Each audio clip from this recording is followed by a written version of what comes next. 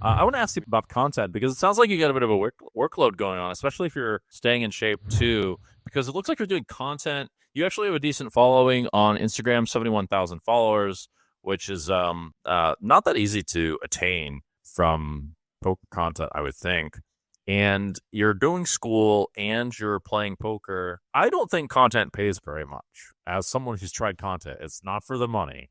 But maybe you've got another approach. I'm not really sure. Well, I want to ask how you're managing this workload in an effective way, because it actually sounds like you're doing a good job from my guess. And then secondly, is there any kind of like, what is the content paying? Like, is there any kind of, what's the incentive here? How's the money? Important stuff. Okay, yeah. So we can get into a little bit of the details, I guess. So I guess to start it off, I'll talk about a little bit of how my schedule works. Honestly, during the school year and whenever I have a lot of school, I take out, when I subtract things from my schedule, it's playing. So like playing poker. So like I'll reduce the amount of volume that I play, but I'll still focus on the content in school. So like for example, right now I'm only playing it, like once or twice a week.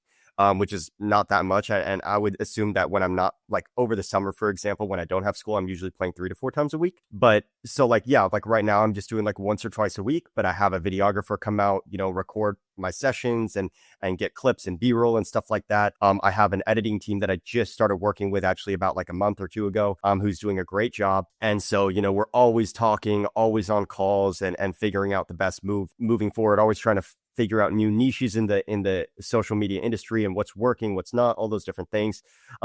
But yeah, so that's a little bit of how I guess I would structure my day. Luckily, the school workload in my last final semester of college right now is not too bad, so that's not taking up as much time as it has in previous years. But as far as the money goes, I don't fully agree with that. I do think that there is money in content, but it just depends on how you want to approach it and how much you want to sell out for the money is how I usually describe it. Yeah, there's a lot of ways that people can just ruin their entire image and brand and just make a quick bag, like where you can just all of a sudden start promoting some really sketchy sites for gazillions of dollars and they'll pay you a ton of money, but you're probably scamming the shit out of your fan base and your community, and I've always had like a holistic view and a long-term view of my content. I've always wanted to build a brand, build an image, and I've always wanted people to like me and like watching my videos and find me as an entertaining character so that I last, so that I'm not just like a one-hit wonder that comes in and just throws a couple of hand histories on their Instagram and then people are just like, oh yeah, that's hand history guy.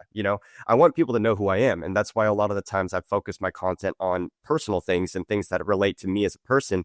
I have my face in a lot of my content as opposed to only just hands and stuff like that, right? But I do think you can make money, and I think for example, like you can definitely make with my following. I don't know if I want to go to the exact details of numbers, but with my following, you could definitely make enough money off the content alone to survive or to have a job. I would say so, like to live in Southern California. If I focused only on content and brand deals, I would be able to live off the money that I made and not play poker at all. But it obviously wouldn't be nearly as much as I would be making if I included poker with that. Okay. These are some interesting thoughts. I definitely do not believe in selling out for content or brands or anything. There are some caveats to that, by the way. As some people are a little bit bad, doing some things bad, but not really overall bad. And that's a bit not ideal. But I want to ask a question. I'm a little surprised you could live off of the content. I don't know to what extent you can reveal details here, but what the fuck does like Instagram content pay, for example? I don't think it pays anything. Yeah, it's not the views. The views don't get you money in terms of like literally like Instagram paying you. Instagram doesn't pay you shit, Yeah. The only thing that I know that gives an actual paycheck is long form YouTube.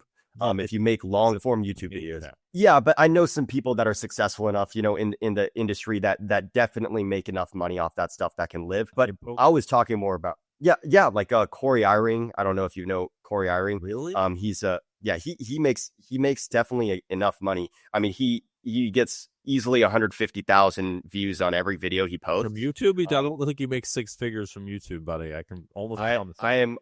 I don't know. You would have to bring him on the show. Bring him on. I swear to God. I've talked to Corey a lot. I almost had him on the show. I had this incredibly stupid thing that happened that didn't get him on the show. which I got like torn between two big incentives. But yeah, he might come on. I'll probably get him on the show, I guess. And then yeah, but Doug Polk told me that from YouTube anyway, and Doug is like the best content creator, right? And in poker, almost pretty much. Maybe the Gron is better. I don't know. But he told me he makes like 30,000 a year. He's working his ass off from poker. So that's from YouTube. He makes 30,000 a year off poker or off content. Well, now I'm sure he makes a lot, plenty more doing other things like streaming or whatever. But he said from YouTube specifically, after working his ass off, like really working at it, at least back in the day, maybe now something else has changed. I don't know. Maybe his parents bigger, but he made like 30,000. But he's got a big fan base and all that. I don't know what people are getting paid on YouTube. I don't know where this money is coming from these startup content creators that have to pay videographers and pay editors. Like maybe you can enlighten me here, but I don't really see where this money's coming from sponsors or what? Yeah, I mean, I would assume that it's mostly sponsors. Yeah, I think sponsors give a ton. Doug's for us is obviously gonna work. Oh, okay. For my case, like the majority of the money that I've made off of content has come from sponsorships and brand deals, right? So like I'll do like a brand deal with like let's just say Ignition or something. They want me to put their little logo in the corner of my my videos or whatever, and I collab post with them on Instagram, and I make like 5 videos a month or something for them, and then they pay me some sort of Ignition, Bovada. Oh, okay. Yeah, that was like my most recent one that I did. I know people are doing it with Coin Poker. Yeah, Phenom Poker. They're doing some stuff now too. I remember I was talking with them a little. Nice. Oh, shout out to Phenom Poker. I'm also a Phenom Pro. I like them quite a lot. I want them to do a bit more spicy stuff, some more challenges and such. But yeah, they're out there to help the players and give players like a winning deal and actually playing and not shaft them by shitloads of rake, which some sites appear to be doing. But yeah, sponsorships work. Okay, we got that. Yeah. No, that's definitely the majority of the money that you make from content. Like I said, like I remember YouTube Shorts. So this is a funny story. YouTube Shorts, I got 10 million views in 90 days, over 10 million views in 90 days on YouTube Shorts. $10. And they pay yeah, they paid me $80, right? For 10 million. A little bit more, right? And I don't even know how to cash it out. So I haven't even touched it, right? But that's just like an example, like I'm literally bringing them 10 million views, and they're going to give me $80. So I've never been on the boat or like I've never had the idea that content, the views from the platforms are ever going to pay me money, but the money you make is going to be from having an audience and being able to sell something to that audience or present something to that audience. And, that comes in the form of brand deals, sponsorships, all that type of stuff, right? That's like where you get most of the money for sure. 2 questions, but let's back up 1 second. Let's just back up. What is it that's getting 10 million views as a short on YouTube? I don't think I ever got 10 million views or anywhere near it. What the fuck were you doing? This is actually funny because the first, I don't want to claim that I did this first because I think this might be like a little controversial, but back in the day when hand histories used to be like the only type of poker content you would see on short form. Okay. So it would be like the peeling the cards, the camera would show your cards and then it would show like the action, right? And it'd be like, I've got pocket aces. The cutoff raises to $30. I 3-bets 100, right? Whatever. That type of video, which are the 60-second mini hands, right? That was the only type of poker content that was on short form that I could find. Okay. And this was probably give or take 2.5 years ago. This is right when like shorts were becoming a thing, where TikTok was already big, but it was starting to become Instagram Reels and YouTube Shorts as well. Were also starting to really pick up. At this time, I started doing hand histories as well because that's what everyone was doing. I didn't really know what else other poker content to do.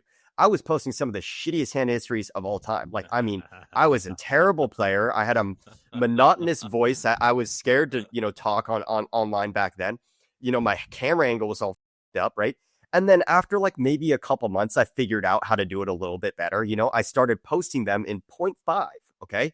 So if you have your phone and you go to 0.5 zoom, it actually gives a bigger view of the table and you can see all the players and them betting and so it gives like a way bigger view.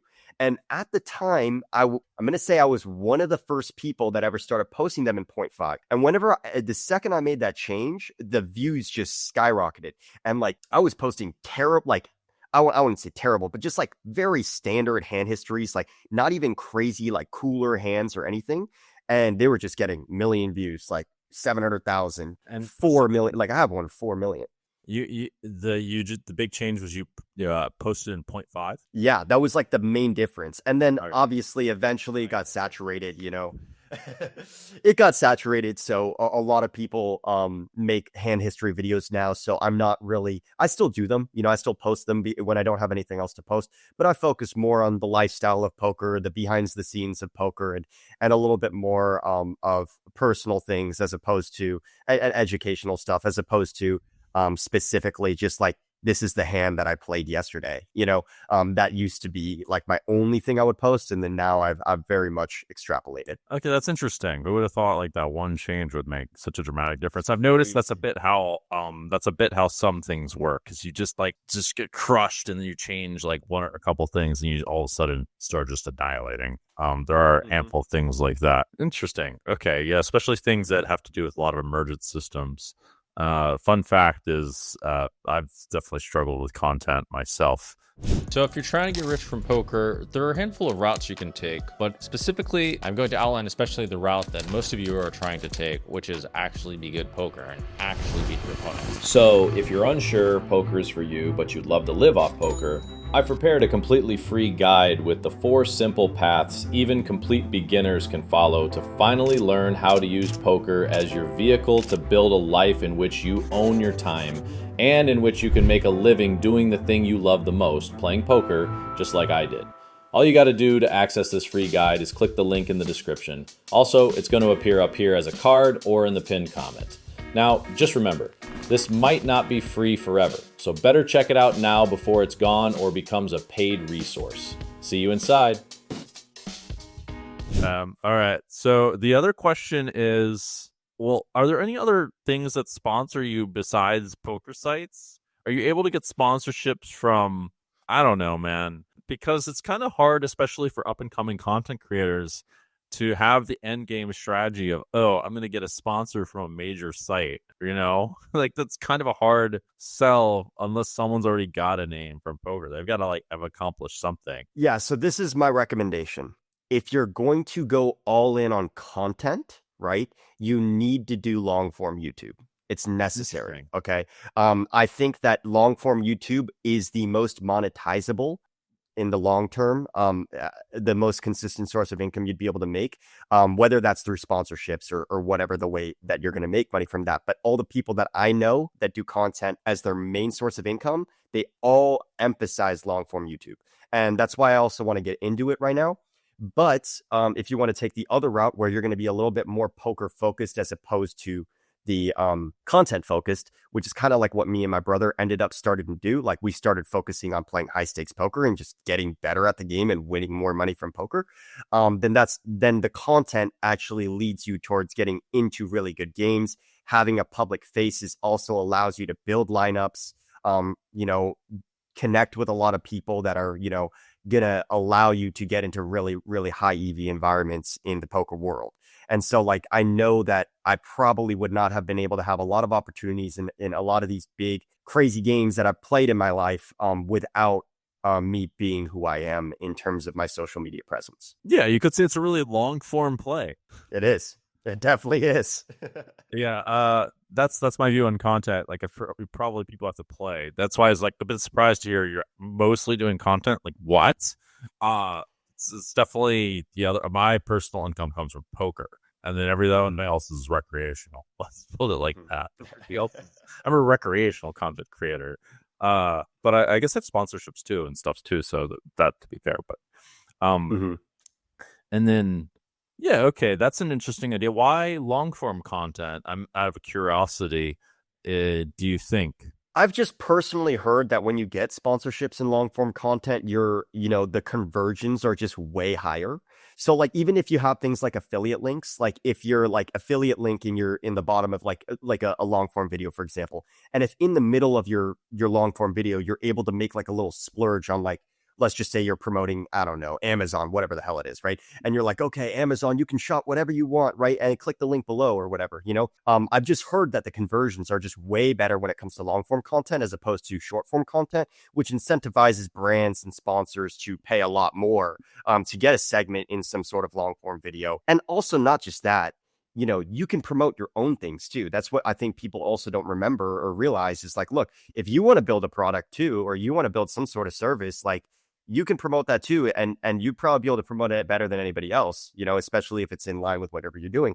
So, that's another avenue you can take. You can build up a social media presence and sell something, right? That you know that your audience want. That's another avenue as well. Oh, yeah. So, you know, this also, by the way, was Doug's advice to me, was that content by itself doesn't pay, but you can use it to forward a business. Then, yes, now you're playing, but the business play is what you just mentioned.